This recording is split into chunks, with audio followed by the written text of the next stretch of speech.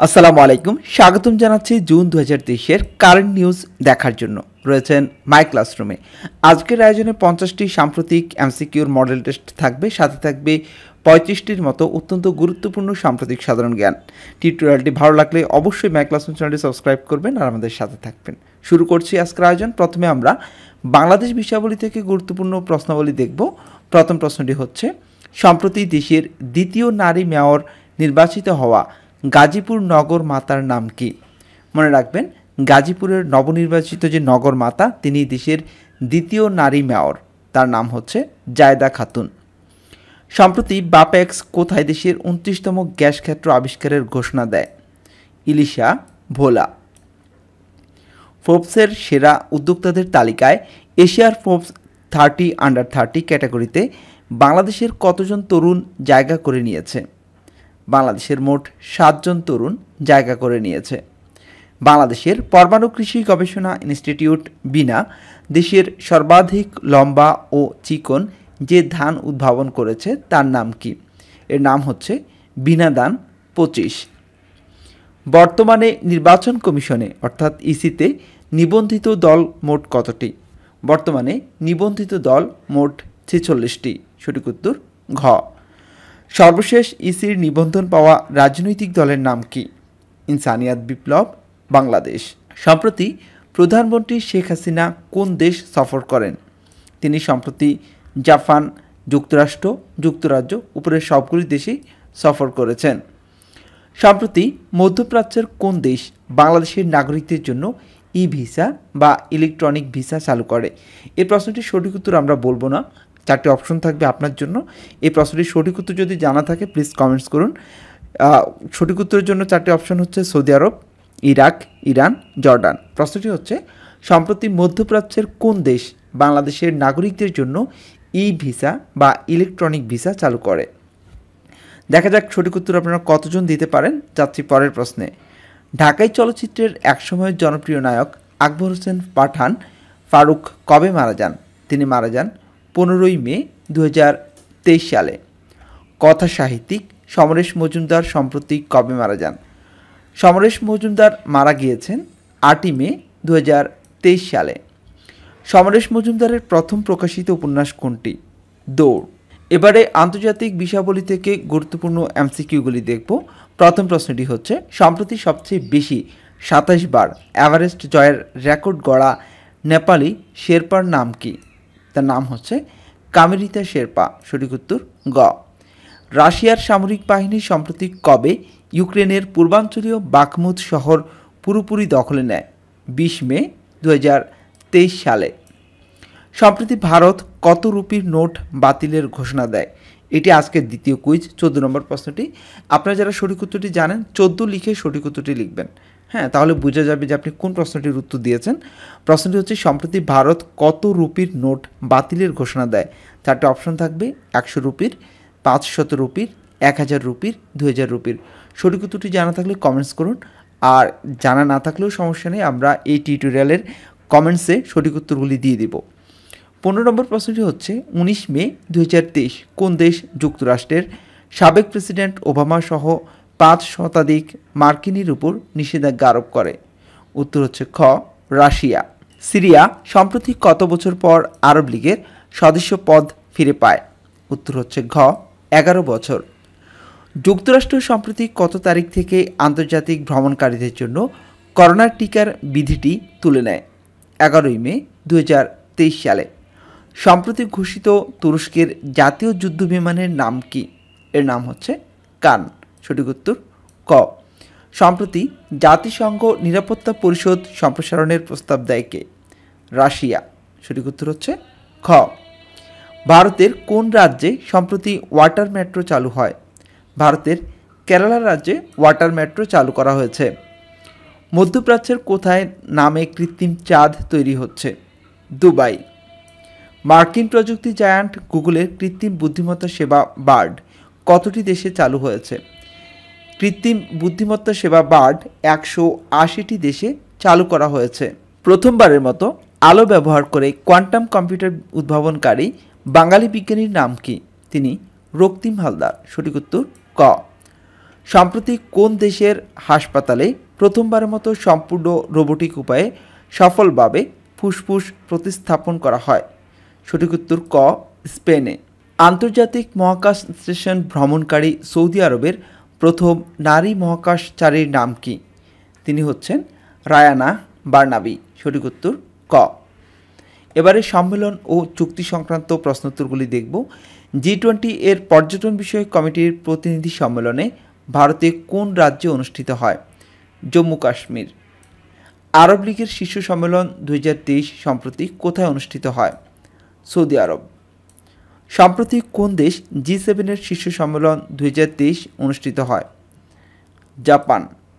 যুদ্ধরত Russia সম্প্রতি কোন এশীয় দেশের সাথে দ্বিপাক্ষিক বাণিজ্য চুক্তি স্বাক্ষর করে? পাকিস্তান। উত্তর কোরিয়ার পারমাণবিক হুমকি মোকাবিলায় সম্প্রতি দক্ষিণ কোরিয়ার কোন দেশের সাথে নতুন চুক্তি করে? যুক্তরাষ্ট্র। সম্প্রতি প্রধানমন্ত্রী জাপান সফরে বাংলাদেশ জাপান কতটি চুক্তি ও সমঝোতা স্বাক্ষর করেন? প্রধানমন্ত্রী জাপান সফরে মোট 8টি চুক্তি ও সমঝোতা স্বাক্ষর করা হয়। এখন দেখব রিপোর্ট ও জরিপ সংক্রান্ত সাম্প্রতিক এমসিকিউগুলি। 22 মে 2023 প্রকাশিত এয়ার কোয়ালিটি ইন্ডেক্স অর্থাৎ AQI সূচকে দূষিত বাতাস নিয়ে বিশ্বের শীর্ষ শহরের তালিকায় ঢাকার অবস্থান কততম? ঢাকার অবস্থান 7ম। 22 মে 2023 প্রকাশিত এয়ার কোয়ালিটি ইন্ডেক্স AQI এর সূচকে দূষিত বাতাস নিয়ে বিশ্বের শীর্ষ শহর কোনটি? বিশ্বের শীর্ষ শহর হচ্ছে লাহোর, পাকিস্তান। যুক্তরাষ্ট্রের জনস হপকিন্স বিশ্ববিদ্যালয়ের ফলিত অর্থনীতির অধ্যাপক হ্যানকের বার্ষিক দুর্দশা সূচকে বিশ্বের সবচেয়ে অসুখী দেশ কোনটি? উত্তর হচ্ছে ঘ, জিম্বাবুয়ে। ওয়াকফ্রি ফাউন্ডেশন প্রকাশিত তথ্যানুযায়ী বিশ্বের কত সংখ্যক মানুষ আধুনিক দাসত্বের শিকার? 5 কোটি মানুষ আধুনিক দাসত্বের শিকার। মানবাধিকার সংস্থা ওয়াকফ্রি ফাউন্ডেশন প্রকাশিত তথ্য অনুযায়ী কোন দেশে আধুনিক দাসত্বের শিকার মানুষের হার সবচেয়ে বেশি? 4টে অপশন রয়েছে, উত্তর কোরিয়া, ভেনেজুয়েলা, ভারত, মিশর। 36 নম্বর প্রশ্নটি কুইজ হিসেবে আপনাদের জন্য থাকছে। যারা সঠিক উত্তরটি জানেন কমেন্টস করুন, কুইজে অংশ নিন। প্রশ্নটি হচ্ছে মানবাধিকার সংস্থা ওয়াকফ্রি ফাউন্ডেশন প্রকাশিত তথ্য অনুযায়ী কোন দেশে আধুনিক দাসত্বের শিকার মানুষের হার সবচেয়ে বেশি? 4টে অপশন, উত্তর কোরিয়া, ভেনেজুয়েলা, ভারত, মিশর। যাচ্ছি পরের প্রশ্নে।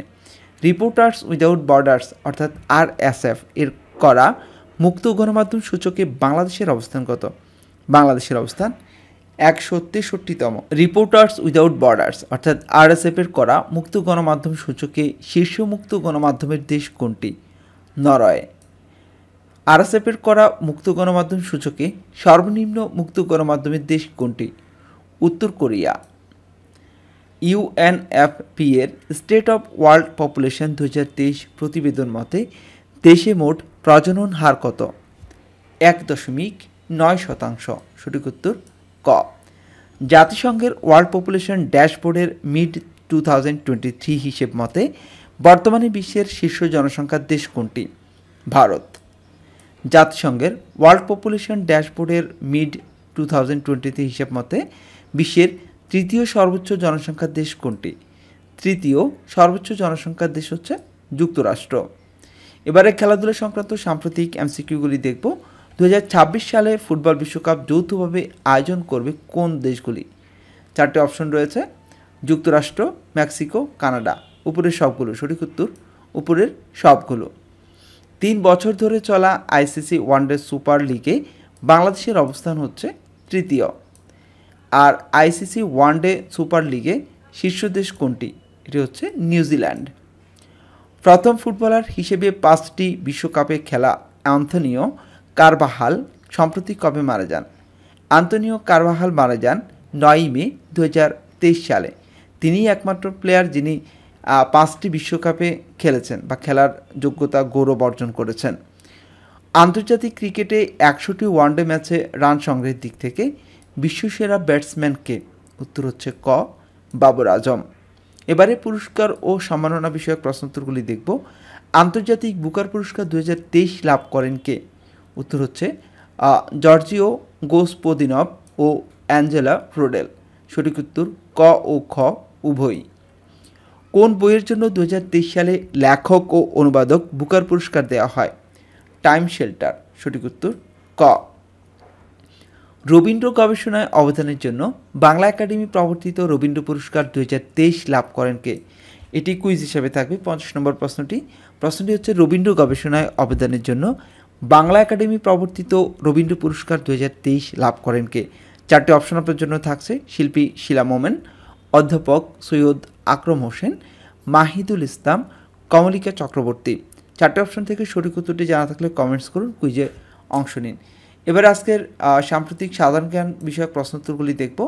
সাম্প্রতিক সাধারণ জ্ঞানের প্রথমেই আমরা বাংলাদেশ বিষয়াবলী থেকে গুরুত্বপূর্ণ প্রশ্নোত্তর দেখব।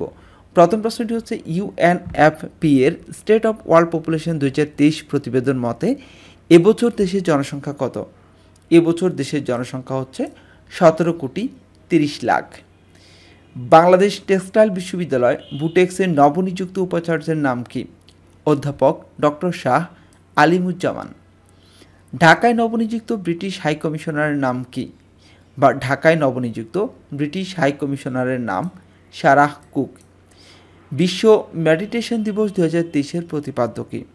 এর প্রতিপাদ্য হচ্ছে ভালো মানুষ ভালো দেশ, স্বর্গভূমি বাংলাদেশ। ইউএনএফপি এর স্টেট অফ ওয়ার্ল্ড পপুলেশন 2023 প্রতিবেদন মতে বাংলাদেশের মোট জনসংখ্যায় 0 থেকে 14 বছর বয়সী মানুষ কত শতাংশ? 26%। বাংলাদেশ পরিসংখ্যান ব্যুরো বিবিএসের সম্প্রতি প্রকাশিত ত্রৈমাসিক শ্রমশক্তি জরিপ 2023 মতে দেশে বেকার সংখ্যা কত? 20,59,000।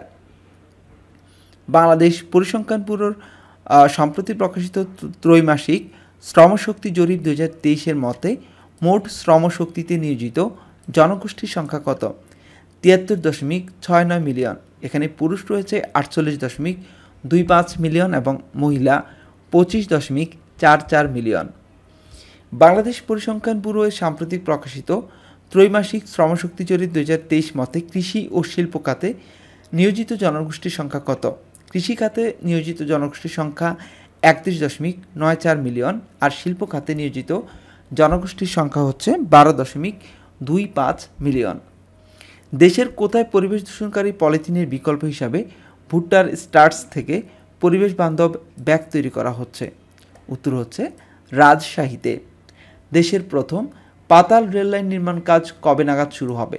জুলাই 2023 সালে। সম্প্রতি বাংলাদেশের কোন শিক্ষা প্রতিষ্ঠানের 17 জন শিক্ষক বিশ্বসেরা গবেষকদের তালিকায় স্থান পেয়েছে? এটি হচ্ছে Bangladesh army university of engineering and technology, সংক্ষেপে বাউয়েট। কমিউনিটি ভিত্তিক স্বাস্থ্যসেবা বিষয়ক জাতিসংঘ গৃহীত রেজলিউশনে বাংলাদেশের স্বাস্থ্যসেবা বিষয়ক কোন প্রতিষ্ঠানকে স্বীকৃতি পেয়েছে? এটি হচ্ছে কমিউনিটি ক্লিনিক। 2023-24 অর্থবছরের জন্য এনইসি কত টাকা বার্ষিক উন্নয়ন কর্মসূচি বা এডিপি অনুমোদন দিয়েছে? 2,63,000 কোটি টাকা। এবারে আন্তর্জাতিক বিষয়াবলী থেকে গুরুত্বপূর্ণ প্রশ্নাবলী দেখব। বিশ্ব স্বাস্থ্য সংস্থা WHO বার্ষিক পরিসংখ্যান সংক্রান্ত প্রতিবেদন মতে করোনা মহামারী অর্থাৎ কোভিড-19 প্রথম 2 বছরে মানবজাতির কী পরিমাণ আয়ু হারিয়েছে?